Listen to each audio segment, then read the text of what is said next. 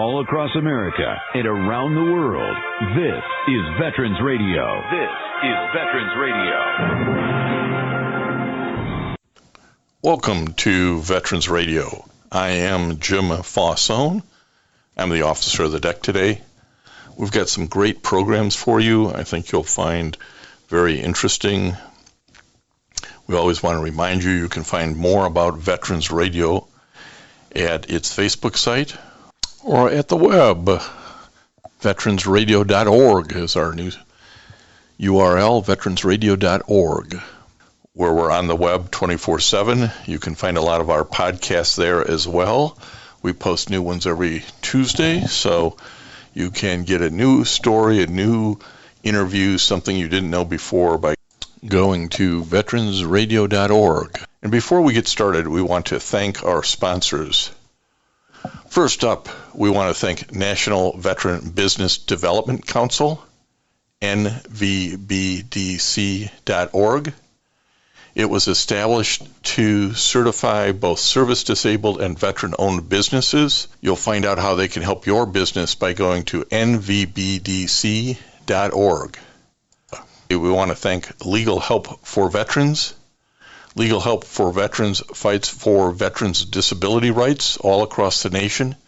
You can reach them at 800-693-4800 or on the web at legalhelpforveterans.com.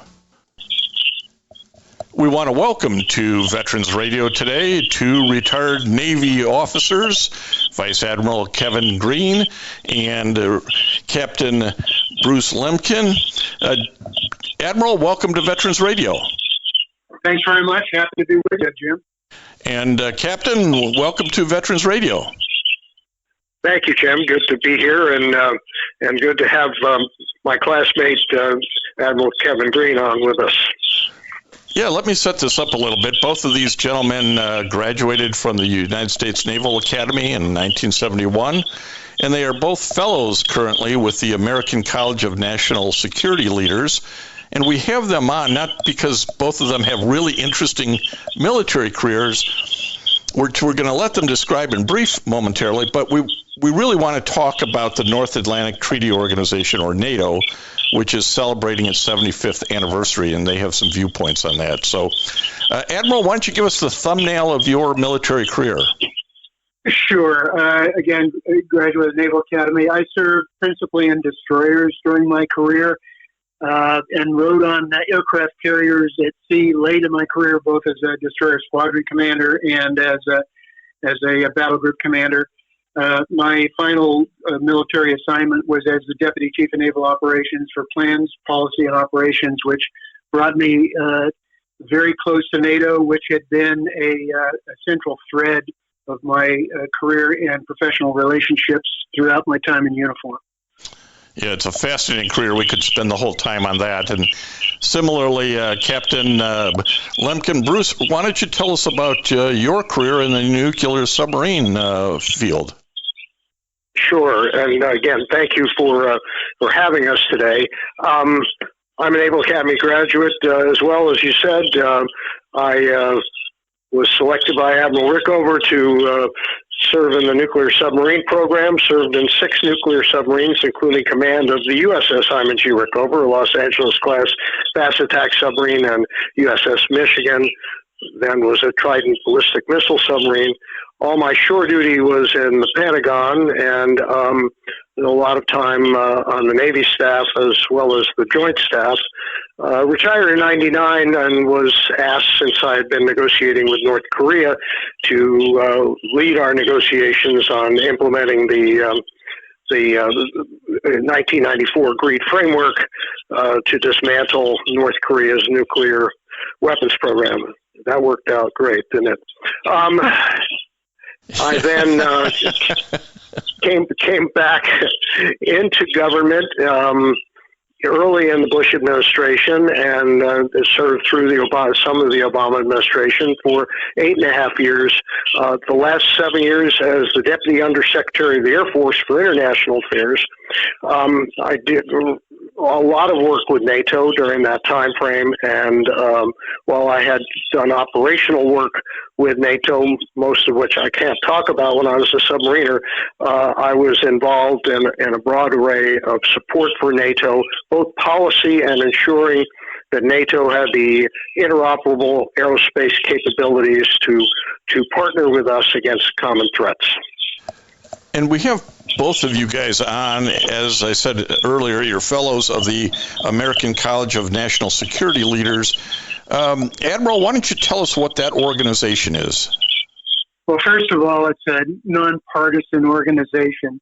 We don't take a partisan political stance on any of the issues we cover, but we take advantage of the hundreds and hundreds of years of professional experience on the part of our members who are retired generals, admirals, senior defense and State Department officials, including quite a number of ambassadors, who are focused on national security and other critical issues facing the United States. We attend and take part in conferences. We do a lot of writing. We speak as well. And our focus is entirely on the security and future of the United States in what appears to be an increasingly dangerous world. Yeah, I think everybody would agree that just on the nightly news, you see how things are getting more dangerous all around the world, whether it's China or Korea or Russia or Ukraine. And that sort of gets us to the central reason we're talking, and that we're approaching the 75th anniversary of NATO. And both of these gentlemen are big thinkers. We're not going to ask them where they graduated at the Naval Academy. You know, I'm sure they were 1 and 2 or 2 and 3, but in any event, they're big thinkers. They've got all this great experience. Bruce, why don't you start by telling us a little bit about the history of NATO and what you see as the value of NATO? Yes, thank you.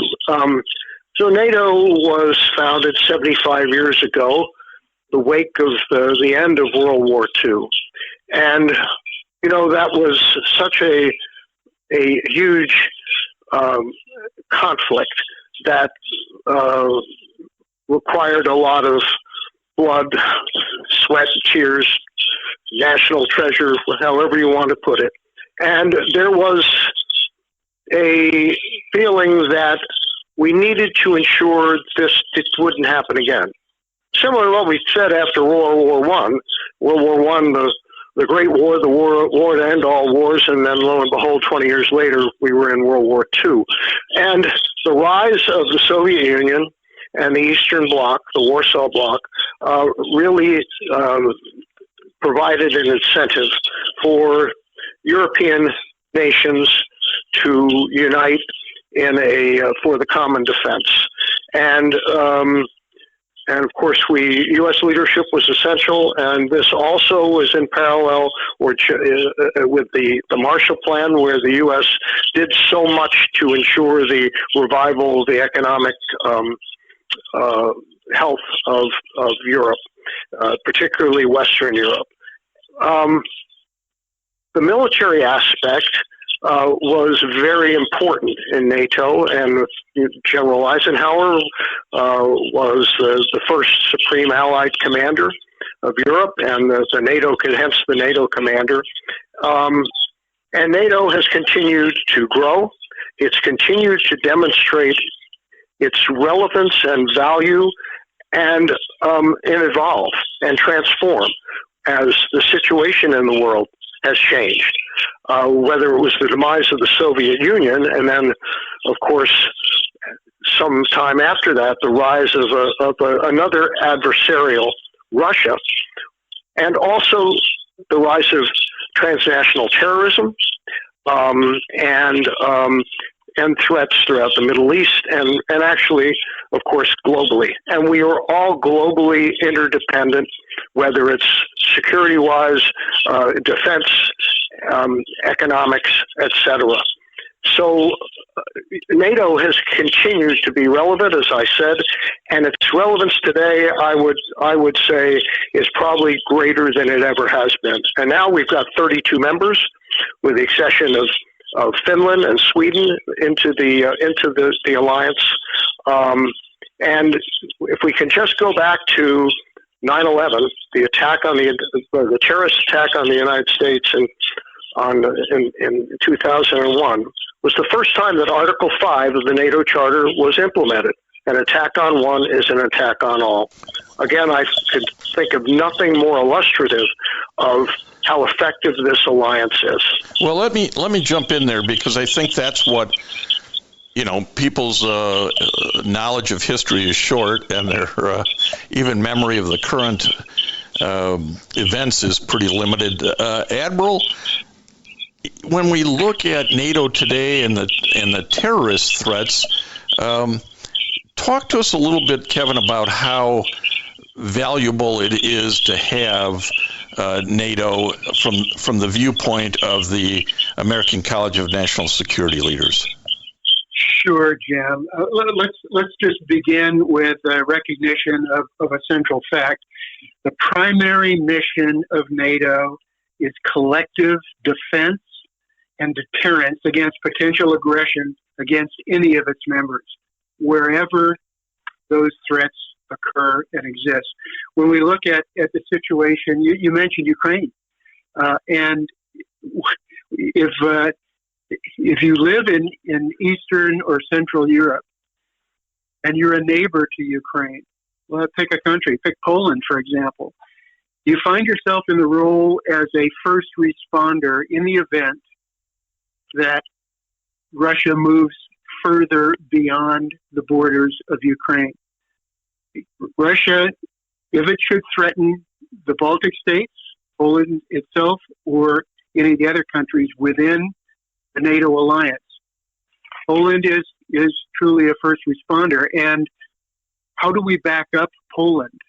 We back it up with the rest of NATO. We back it up logistically with troops, with weapons, with the whole panoply of capabilities that the NATO nations provide and carry out. We in the United States are far away. It takes some time for us to send materials and troops and so forth, if they're not already in Europe, to be able to respond in the event that an invasion or a movement further western in the western direction takes place. But even more crucially is the issue of deterrence. What's the message to those who would threaten the NATO nations? And that message is NATO is strong, NATO is unified, NATO is ready, NATO is capable, and no attack on the alliance is going to succeed. That's really what this is all about. So let me bring up a couple of contra issues, I suppose. You only get little snippets of this on the general news, but at times it seems American leaders complain that everybody in NATO is not carrying their weight in terms of contribution, whether it be financial or military resources. How do you respond to that kind of comment, Captain Lemkin? Yeah, it depends on how you hold the lights and mirrors on that and how you interpret that.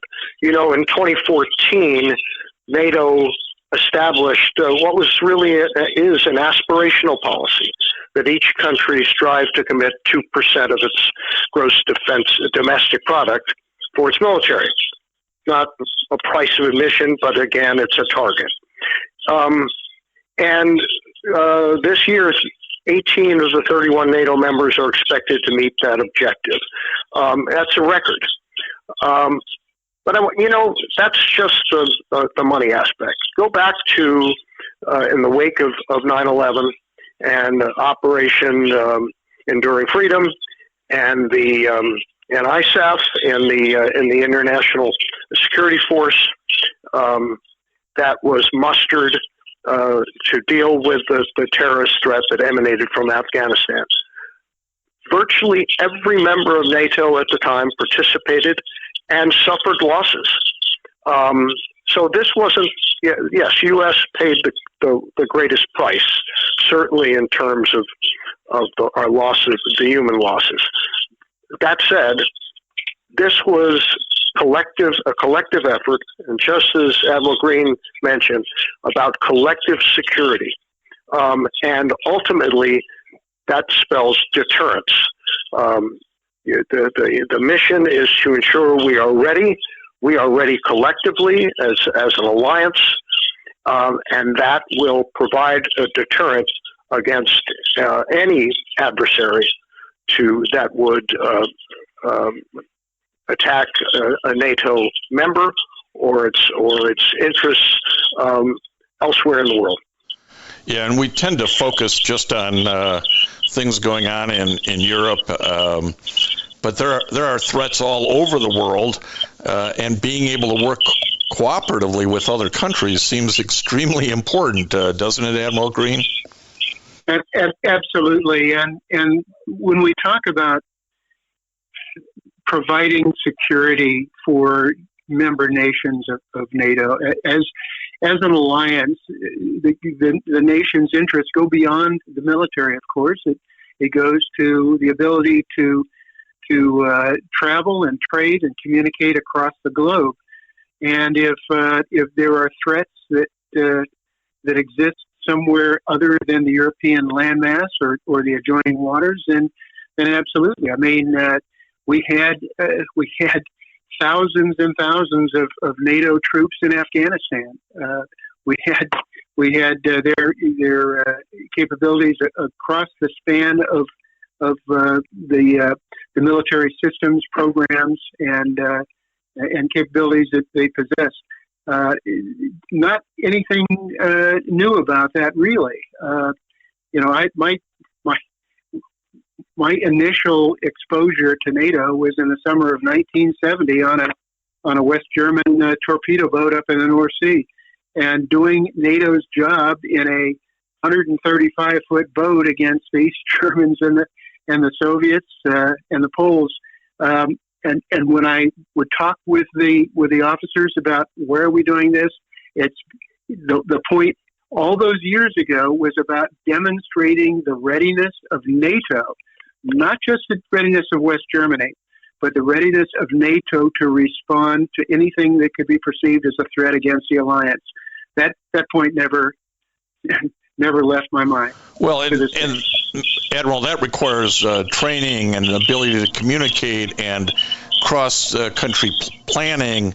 I mean, it's really a big issue to get that degree of cooperation, isn't it? Absolutely is, and that's why we, within the NATO community, we have officer exchange programs. The ships that I served on had NATO officers from Italy, from Germany, from other countries as well, and we fully man our positions on the NATO staffs, and it is a very smoothly running organization in terms of planning, in terms of political considerations, in terms of readiness, and the technical side as well. And Captain, it seems to me that you kind of have to look at NATO on the other side of the coin. Some people say the United States ought to be an isolationist, just worry about your own stuff and not everybody else's involvement. But by being in NATO, it's a force multiplier, isn't it, Bruce? Well, absolutely, and I'm glad you brought this up because our collective memory sometimes is somewhat fuzzy. Our fathers, certainly my father, fought in World War II in Europe. Our grandfathers, both my grandfathers, fought in Europe in World War I. And then you look at, so are we going to learn those lessons? NATO deters the next war in Europe, which might not start in Europe. And if deterrence fails, we will not be fighting alone.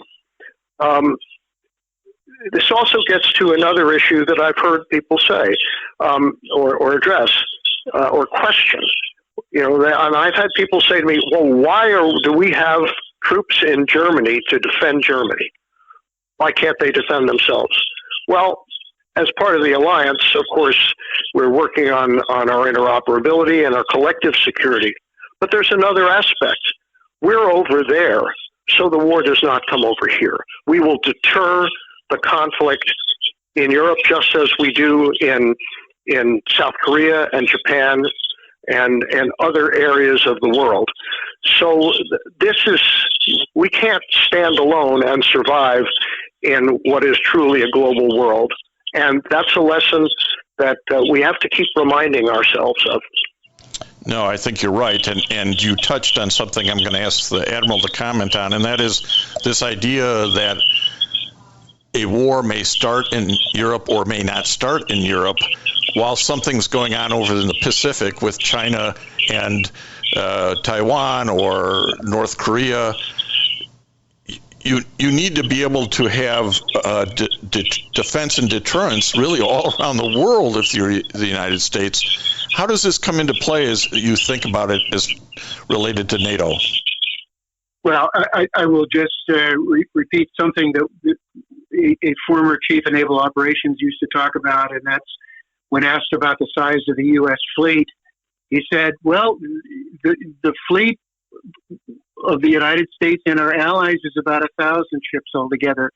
The whole notion of fighting alone or deterring alone, probably more importantly, is bankrupt today. We need to work closely with our allies. We need to make sure that they're ready, that we are fully interoperable across the every capability that we have with regard to intelligence, with regard to equipping, with regard to weapon systems, with regard to communications. We need to practice together, and that's true everywhere in the world. There is no better model, however, with regard to peacetime military alliances than NATO. And after all, NATO has been successful for 75 years in doing just that, in deterring major combat in Europe that would spread elsewhere. We have been somewhat less successful in other parts of the world for lack of other kinds of alliances that can be so helpful to us. Yeah, over time, those alliances and the connections that are made and the bonds that are made not only between the military members but also the civilian governments just get stronger and stronger, doesn't it, Bruce? Oh, absolutely. And, the ability to communicate, the ability to be interoperable, and interoperability is a concept that many people don't understand, and that's understandable because it's not something they have to live with. It's not about being able to talk to one another if you're flying different aircraft or in ships that were manufactured in different places. It's about understanding each other, about training together, operating together. So if you need to, you can fight together as one. And that's what NATO does better than any other arrangement, security arrangement, alliance or otherwise. Admiral, why don't we wrap up here? You're wearing your hat as a fellow of the American College of National Security Leaders. I think Captain Lemkin just gave us a good closing remark from his end, but I'm going to give you an opportunity to do the same. Well, I thank you, Jim, and all I would say is simply to reiterate that we need to be very thoughtful about the friends that we make, the friends that we value, all of whom have something to contribute to our security. Most people can figure out how to fight a fire. Most people can figure out how to deter a burglar, let's say. But there's nothing like a professional. And the professionals of our NATO partners at the scene of where a conflict could erupt someday is a warming and reassuring thought. We need to be sure that we are the kind of partners that contribute to our joint security, to our combined security, and and understand that it is a very dangerous world. It seems to be becoming more dangerous as time goes on. We need to think twice before we decide to look away from those kinds of arrangements and capabilities that are going to protect us and the lives and futures of our children and grandchildren. NATO is part of that. Well, we really appreciate the time that Vice Admiral Kevin Green and retired and Captain Bruce Lemkin, retired from the Navy, have given us as fellows of the American College of National Security Leaders to talk about NATO and its 75th anniversary here. Gentlemen, thank you for participating with Veterans Radio today. Thanks, Jim. It's been a pleasure. Thank you, Jim. Thank you for the great work that you do, and we appreciate this opportunity. And I want to thank everybody for listening to Veterans Radio today. I am Jim Fausone. It's been a pleasure to be your host. I'm a veterans disability lawyer at Legal Help for Veterans, and you can reach us at 800-693-4800 or legalhelpforveterans.com on the web. You can follow Veterans Radio on Facebook and listen to its podcasts and internet radio shows by visiting us at veteransradio.org. That's veteransradio.org. And until next time, you are dismissed. If you have a VA claim denied by the Board of Veterans Appeals, contact Legal Help for Veterans at 1-800-693-4800. They're experts in handling cases before the U.S. Court of Appeals for Veterans Claims. Their number again, 1-800-693-4800. We again want to thank our national sponsors, the National Veterans Business Development Council, nvbdc.org, VA Ann Arbor Health Care System, the Vietnam Veterans of America Charles S. Kettles Chapter, Ann Arbor, Michigan, VFW Graf O'Hara Post 423 in Ann Arbor, and the American Legion Press Corn Post 46, also in Ann Arbor. We appreciate all your support. You can go to veteransradio.net, click on the sponsor level, and continue to support keeping Veterans Radio on the air. And until next time, you are dismissed.